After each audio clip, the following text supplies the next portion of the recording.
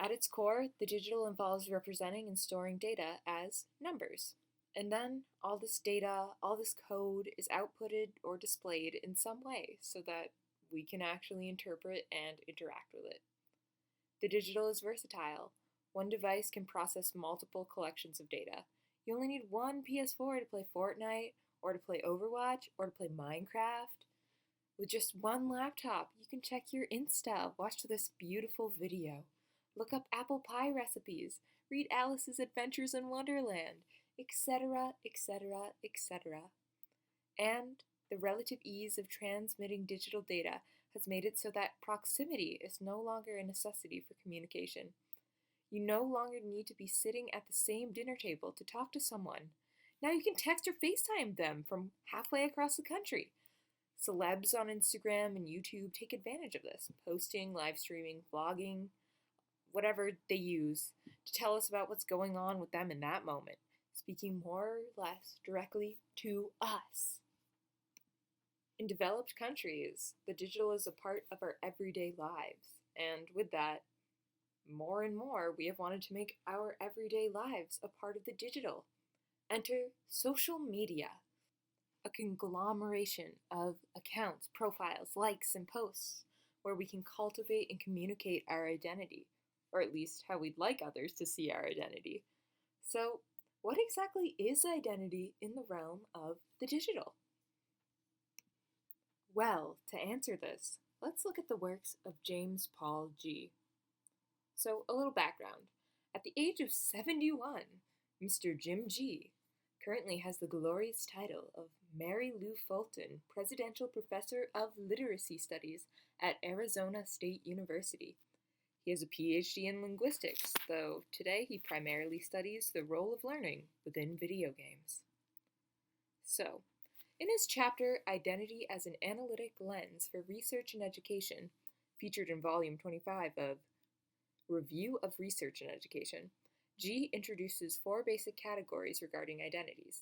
These categories are nature identity, institution identity, discourse identity, and affinity identity. Identity. Nature identity includes those identities that you are more or less born with, such as your gender or race.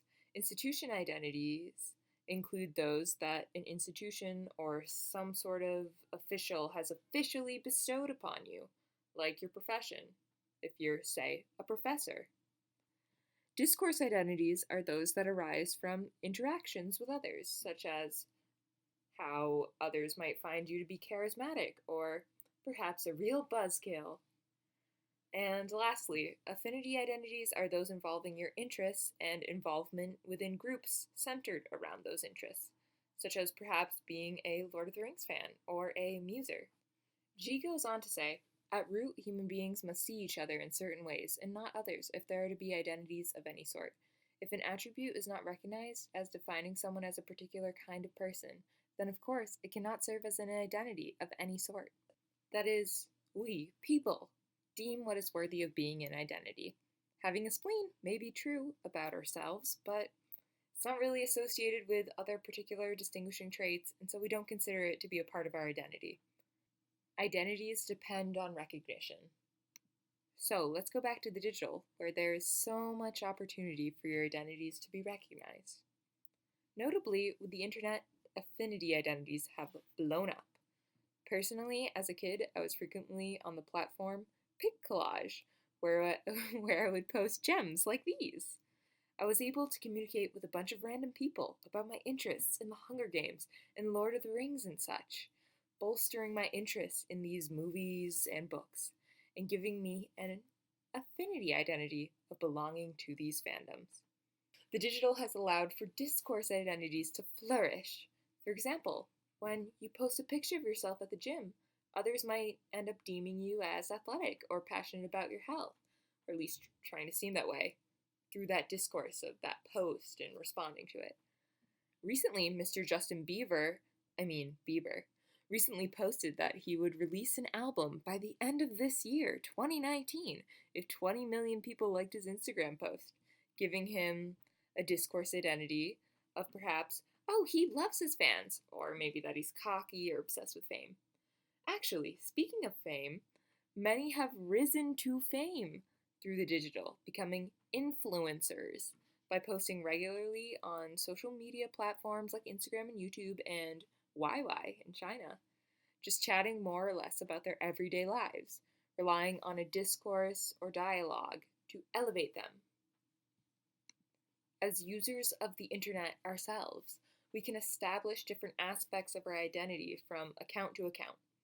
I don't know about you, but my LinkedIn is a bit different from my Snapchat. In fact, in a chapter of his book, Introduction to Discourse Analysis, G discusses how people talk in different ways in different situations, perhaps using more casual profanity when speaking to their boyfriend versus their own parents versus their professor.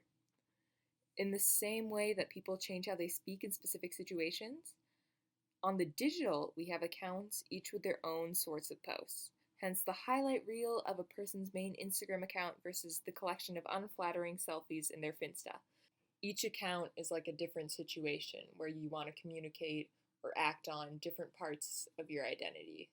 In these ways, the digital seems to have promoted individuality, taking away power from institutions and dictating our identities. After all, these days, to become famous, you could just make a YouTube channel on your free time. You don't need the approval of an official institution like a record label. You can just be a musician and get Usher to sponsor you. I don't know why I keep referring to Justin Bieber. Anyway, this brings us to a paradox. The digital, particularly the internet, boosts our individuality and gives us more opportunity to cultivate our own identities, and yet we are actually more dependent on institutions than ever. All these digital platforms we use, well, they're environments created by other people. We may not live in the matrix in our real world, or maybe we do. But for sure, the digital is always a matrix of sorts created by other people. Facebook, after all, is a company created by everyone's favorite, Mark Zuckerberg. And influencers do have a sort of institutional identity when they get that verified check mark. And they're often dependent on sponsors to make a living. The institutions even regulate who has access to their platforms by only allowing those who officially accept their mess of terms and conditions. Notably, as seen in the documentary The People's Republic of Desire, the live streaming platform YY is shaped by rich companies butting in. So, YY annually hosts a competition to determine who is the best live streamer on the site. The winner of the competition is chosen based on who gets the most donations from fans within a certain time period.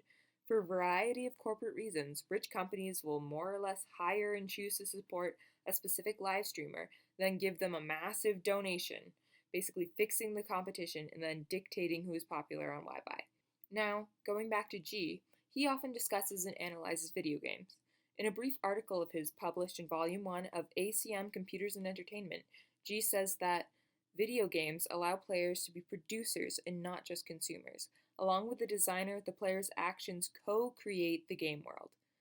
Video games are designed and created by companies, but then are manipulated by the players as they interact with and play the game. In this way, yes, the companies have created the game, but the player has created the current state the game is in. And so, in this way, companies and players are co-creators. In this same way, whenever we create anything digital, we are really co-creating. Institutions, or at least other people who created the software we are using, are ever present in everything we do. For example, this past semester, I made this fun iOS app, but really I did not create it on my own. I used the software Xcode and the programming language Swift created by Apple. Even posts on social media are a form of co-creation. After all, the frameworks within which our photo and our unique caption appear are created by Instagram, which is owned by Facebook. So all our posts and texts and whatnot are housed within institutional frameworks, so the intricacies of our discourse identities can be affected by these frameworks. For example, with a Twitter character count, you are forced to get your point across in minimal words, so people might start perceiving you as blunt or to the point, something that may have only arisen due to you trying to conform to the character count. In a sense, Twitter created the tweet with you telling you to make it only 140 characters, and that has affected your discourse identity. A major way I use the digital every day is my Garmin GPS watch. I use it to track my runs and my steps, and then all this data I've produced by moving around is synced to my iPad mini where I can look at my stats in more details. From now on, considering the wise words of G, I think I'm going to be more cognizant of how the app displays that data, how Garmin as an institution has co-created the data with me. For example, the app's home screen includes a Yesterday tab telling you all your stats from yesterday. This encourages a sort of beat yesterday mentality that will probably get you to use the app more, the watch more. But it's not necessarily the best in terms of health and training. You don't always want to beat yesterday. You can't run a marathon every day. And now, when I do want to communicate something, such as on social media, I'll consider first which platform will best allow me to get my point across, rather than just opening up Instagram and making my point conform to Instagram's layout. I should take more control of what I am creating by taking advantage of features of particular platforms, rather than conforming to any one platform. Now, the digital really is wonderful in how it supercharges our ability to cultivate our own identities, allowing us to directly communicate with so many others in so many forms. However, we should be cognizant of the role of institutions, how our digital creations are inherently co-creations.